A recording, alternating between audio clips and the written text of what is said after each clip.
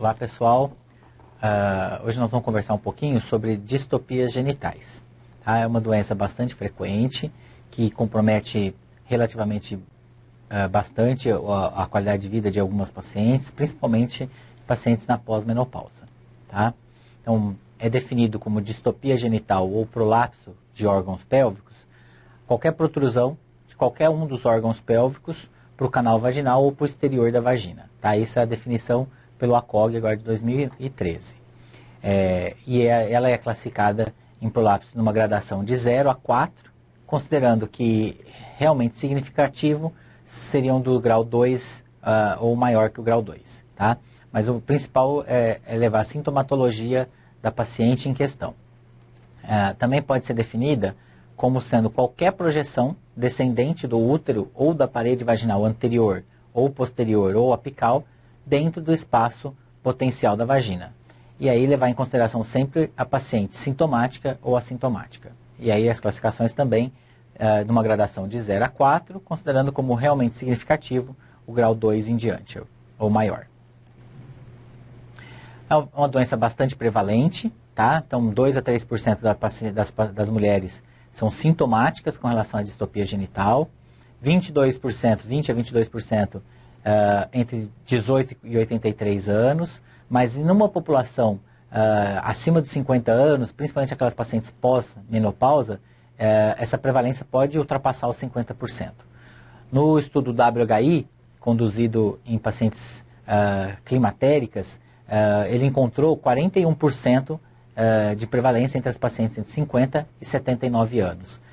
Tinham algum tipo de prolapso, sendo 34% de parede anterior, 19% de parede posterior e 14% uterinas. Para vocês terem uma ideia da importância dessa doença, cerca de 300 mil procedimentos cirúrgicos são realizados nos Estados Unidos por ano para a correção de distopias genitais. Uma incidência de 1,5 a 5 casos novos a cada 1.000 mulheres por ano nos Estados Unidos, tá? Levando a geralmente 58% das mulheres abaixo de 60 anos, 13% acabam levando a uma nova cirurgia em menos de 5 anos e 29% acabam sendo submetidas a mais de um procedimento cirúrgico para a correção dessa doença. Cerca de $1 bilhão são gastos anualmente nos Estados Unidos por conta dessa doença. E 20% das mulheres em fila de espera para cirurgia ginecológica esperam por uma correção de uma distopia genital. Então aqui, só para a gente relembrar a anatomia pélvica, que é muito importante para as distopias, para entender as distopias. Então aqui você tem a bexiga, né, e a uretra, aqui o colo uterino, né, aqui o colo uterino e aqui o reto. E algumas estruturas importantes na anatomia pélvica. Então, o ligamento sacro-espinhoso, né, fica aqui atrás. O ligamento útero-sacro, que se insere no colo uterino, vai até a região sacral. A fáscia pubo-cervical, né, aqui, contida. O ligamento cardinal, que também vai do colo do útero até a inserção aqui na espinha. E o arco tendíneo formado nessa região, que que estão envolvidas nas estruturas de sustentação e suspensão dos órgãos pélvicos. Então, as estruturas de suspensão e sustentação pélvica, você tem os aparelhos de sustentação, são localizados dentro do assoalho pélvico e na região perineal. E são compostos principalmente por tecido muscular e por fáscia, por aponeurose. Então, você tem o diafragma pélvico, o urogenital, com a fáscia endopélvica com o tecido de permeio. E principal aparelho é o pélvico, principalmente o principal músculo é o levantador do ânus, tá? Na estrutura de sustentação. Então aqui, vou mostrar para vocês um pouquinho, então os ligamentos, aqui o colo do útero, né? Que eu mostrei para vocês, bexiga, uretra, sínfise púbica, e aqui você tem o ligamento cardinal, aqui, inserido aqui no colo do útero, e os ligamentos útero-sacros, aqui, inserido também no colo do útero, tá? Então, o anel pericervical, composto pelo ligamento cardinal, pelos ligamentos útero-sacros e pelo ligamento pubo-cervical. Aqui, o diafragma pélvico, então, composto então, pelo levantador do ânus, mais o músculo coxígeo. Então, aqui o ilho coxígeo, né? Aqui o arco tendíneo, né? O músculo isquiococcígeo ou coccígeo, está aqui, né? E o bulbo retal e o bulbo coccígeo que estão aqui. Né? Então, o levantador do ânus, que está aqui, é o principal músculo dentro do diafragma pélvico, né? Dentro do diafragma pélvico. Aqui, o diafragma urogenital, né? Mostrando aqui, então, o diafragma urogenital, uretra, vagina e o ânus, né? Que ele é composto pelo transverso profundo superficial do períneo, pelo esfíncter estriado do ânus e pelo bulbo e isquio cavernoso. Então, para mostrar para vocês aqui, então, o músculo transverso superficial do períneo, que está aqui, o esfíncter interno do ânus, né? E o bulbo cavernoso, que está aqui, junto com o isquio cavernoso, que estão aqui. Tá? Então, diafragma urogenital. Bom, fatores de risco mais associados, mais significativos para essa doença é a idade. 75% dos casos acontecem na pós-menopausa. Parto vaginal está associado, então lesão muscular e neuropatias pós-partos vaginais, tá? Principalmente em fetos macrossômicos, que aumentam 4 a 5 vezes a sua incidência, tá? 2,5 vezes após um parto e até a 12 vezes após 4 ou mais partos por via vaginal. E apenas 2% acontecem em pacientes nulíparas. Além disso, o hipoestrogenismo, baixo nível educacional, cirurgias prévias, como por exemplo esterectomia, e história familiar, pensando numa deficiência de colágeno ou de elastina, também estão associados como fatores de risco para essa doença. Então, fatores de risco menos significativo, aquelas pacientes que são associadas ao aumento da pressão abdominal, como constipação crônica, tossidoras crônicas, obesidade, e também tabagismo, esforço físico intenso e crônico. Tá? Então, fatores de risco menos significativos. Tá? E fatores de risco controversos, a gente tem defeitos congênitos, a raça, atividades de impacto e espinha bífida, que são extremamente controversos na literatura, se estão ou não associados. Sintomatologia. A paciente pode, eventualmente, não ter sintoma nenhum, tá? Associado às distopias, mas quando ela tem sintoma, ela queixa geralmente de uma sensação de peso, de bola na vagina, ou de abaulamento na vagina. Pode estar associado à incontinência urinária, tá? Necessidade de eventuais manobras de redução do prolapso para conseguir urinar ou para conseguir evacuar, tá? Sensação de esvaziamento incompleto, tanto vesical quanto retal. De frouxidão vaginal, principalmente no ato sexual, tá? De flatos vaginais, de incontinência coital, tá? De perda durante o ato sexual e de dor perineal ou pélvica, menos frequente, mas ela pode estar associada também a esses sintomas. Então, esses são basicamente os sintomas que a paciente chega queixando para a gente quando associado a essa doença, alguma distopia genital. Então, exame físico. No exame físico da paciente, você pode ter tanto mulheres assintomáticas, né, que aí se questiona a relevância clínica de qualquer tipo de tratamento para essas pacientes, visto que a correção, se a paciente é assintomática, a correção visa simplesmente uma questão estética, não tem correção funcional, então se questiona a necessidade de qualquer tipo de tratamento para essas pacientes. Mas o exame físico ele deve ser realizado sempre associado a uma manobra de esforço. Então, a paciente está em posição ginecológica ou ortostática, tem que examinar provavelmente nas duas, e observar se existe qualquer tipo de distopia de qualquer órgão pélvico, órgão genital, através da vagina, associada a manobras de esforço. O esterômetro e o espéculo são importantes, né, principalmente para avaliar, como mostrado aqui no exame físico, com uma das lâminas do espéculo você coloca e você consegue avaliar algum tipo de distopia, né, para quantificar o prolapso através do esterômetro. Prolapsos, apenas deslocamento de pelo menos 2 centímetros da projeção habitual do órgão é considerado como prolapso. E a maioria dos defeitos eles são combinados, tanto de parede anterior quanto de posterior ou uterino, geralmente eles são associados. Bom, a gente tem basicamente duas maneiras de classificar as distopias, os prolapsos genitais. Uma mais antiga, mais difundida, e que na prática clínica é extremamente difundida e realizada. E uma mais recente, chamada POPQ, que veio de uma necessidade principal de você uniformizar principalmente os trabalhos científicos e a conduta baseada nessas distopias. Tá? Então, a primeira classificação de Baden-Walker, ela classifica em grau 0 aquela paciente que não tem prolapso nenhum, tá? Grau 1, aquela que tem pelo menos até a metade da distância entre o local inicial e a carúncula iminal, tá? Grau 2, quando chega à carúncula iminal, sem ultrapassá-la. Grau 3, quando ultrapassa a carúncula parcialmente. E grau 4 seria aquela que ultrapassa totalmente, o órgão, a estrutura ultrapassa totalmente a carúncula em seu conteúdo. Já pela classificação do POPQ, você tem alguns pontos anatômicos, tá? Então, o ponto A anterior, né? O ponto B anterior, o ponto A posterior, o ponto B posterior, o ponto C, que é o colo do útero, e o ponto D, apical, aqui. Além disso, você tem o tamanho da vagina, que é medido desde da entrada da vagina até o fundo, até o ápice, tá? Tamanho da vagina. Você tem o corpo, o hiato genital, que vai da uretra até a parede posterior da vagina, e o corpo perineal, que vai desde a parede posterior da vagina até o ânus, né? Então, essas são as estruturas e as medidas principais que se baseiam nesse tipo de classificação. Então, o hiato genital, né, que é a distância entre o meato uretral até a fúrcula vaginal. O corpo perineal, que é a distância da fúrcula vaginal até o esfíncter anal externo.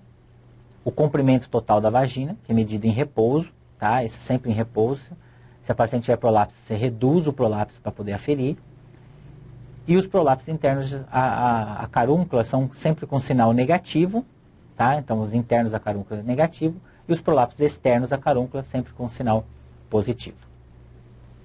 Então, os pontos A anterior, né? Que é o ponto na parede anterior da vagina, 3 centímetros proximal ao introito.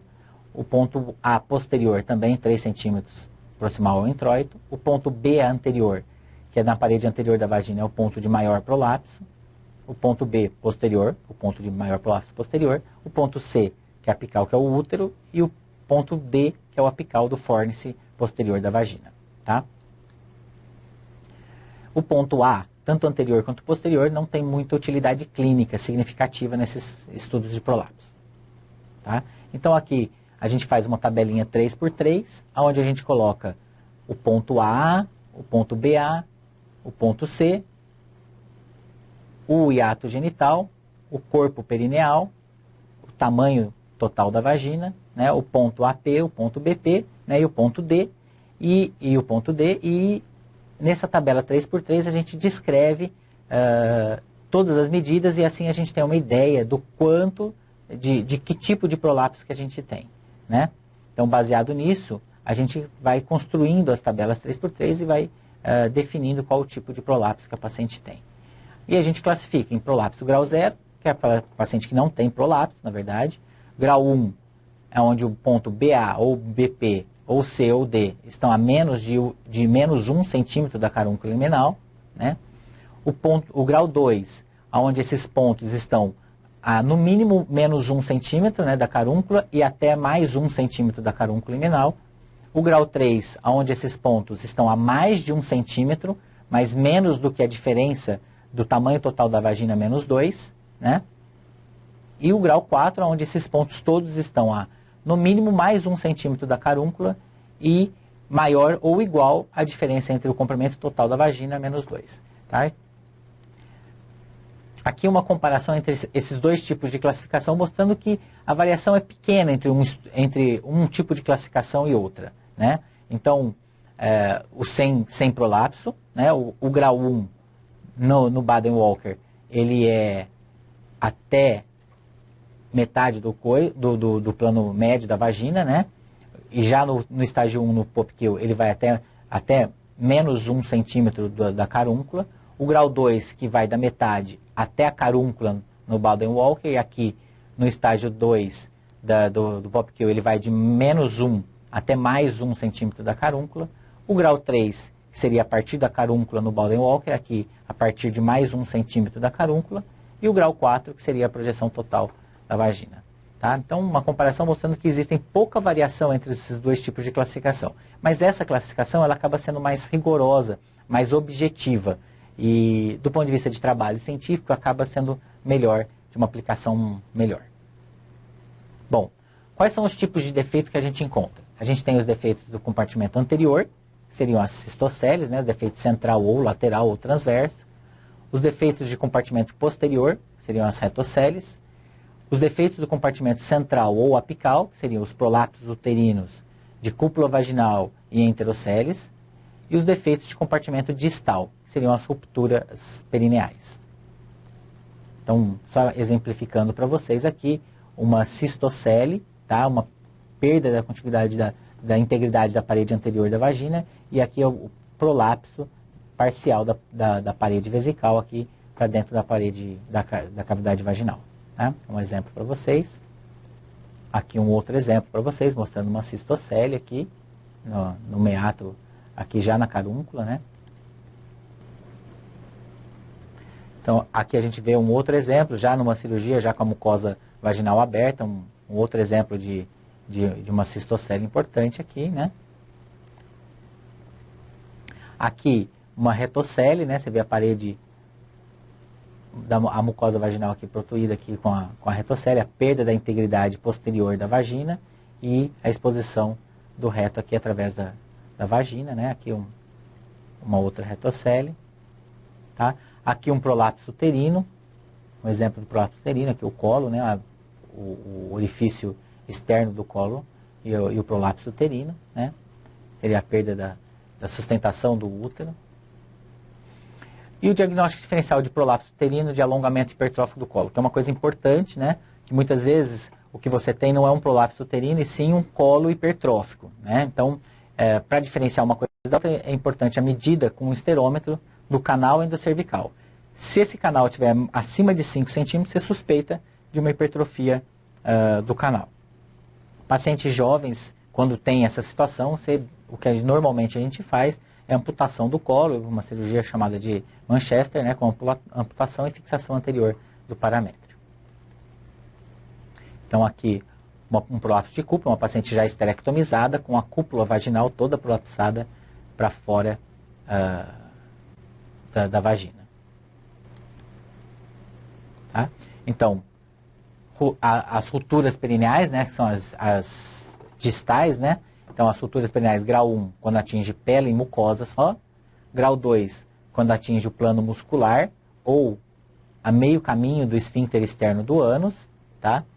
Grau 3, quando atinge o esfíncter externo do ânus, sem seccioná-lo ou prejudicar o seu funcionamento.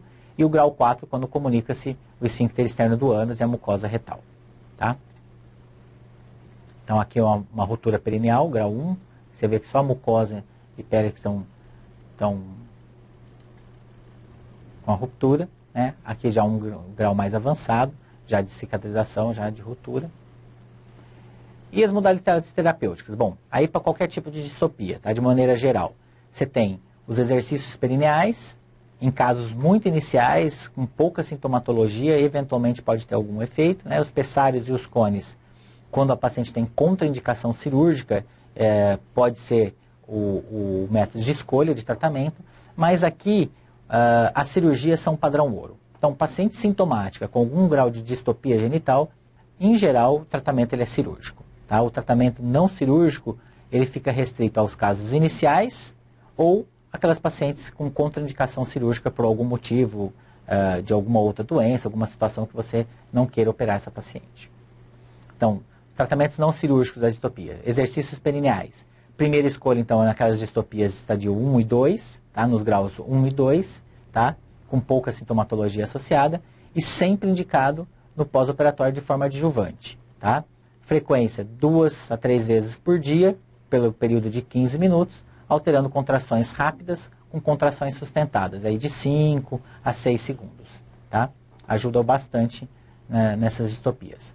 O uso de pessários também pode ser a primeira escolha em pacientes com distopias mais avançadas, grau 3 e 4, mas que tem contraindicação cirúrgica, ou por idade avançada, ou por alguma outra doença associada a alguma situação. Tá? Os problemas maiores associados são a expulsão, né? Dor pélvica, que pode estar associado, sangramento vaginal, que eventualmente possa provocar algum tipo de machucado, né? Incontinência urinária oculta, que a hora que você corrige a a distopia possa eventualmente aparecer algum grau de incontinência urinária, e corrimento e odor vaginal que eventualmente pode estar incomodando a paciente pelo uso crônico desses pessares. Tratamento cirúrgico das distopias, critérios. Primeiro, tem que ter um exame físico bem acurado, classificar bem o grau de prolapso, o que está, qual é o local do defeito, tá? E a severidade dos sintomas da paciente. Então, pacientes com defeitos, mas que a sintomatologia são muito pequenas, que eventualmente a paciente não queira correr o risco de uma cirurgia, por mais baixo risco que possa ter, eventualmente você possa levar isso em consideração e para contraindicar um tratamento cirúrgico. Objetivo do tratamento cirúrgico: aliviar sintoma e melhorar queixas associadas a eventuais distopias. Então, não é objetivo para vocês saber exatamente técnica de cirúrgica, o que fazer em cada técnica, como corrigir. É importante que vocês saibam que existe uma correção específica para cada tipo de defeito, tá? Então, existe a colporrafia anterior, já que é a cirurgia de Kerr, que existe uma eficácia alta de 80% a 100% dos casos de correção anatômica, tá? Já é uma cirurgia realizada há muito tempo. Correção de defeito paravaginal ou por via vaginal ou abdominal também tem uma alta taxa de eficácia, tá?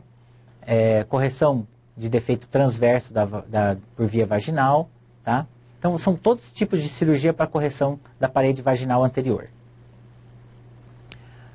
Colporrafia posterior, né? Então, que seriam as situações para correção de defeitos da parede vaginal posterior, tá? Então, sempre sítios específicos, né? Para realizar e corrigir esses defeitos, tá?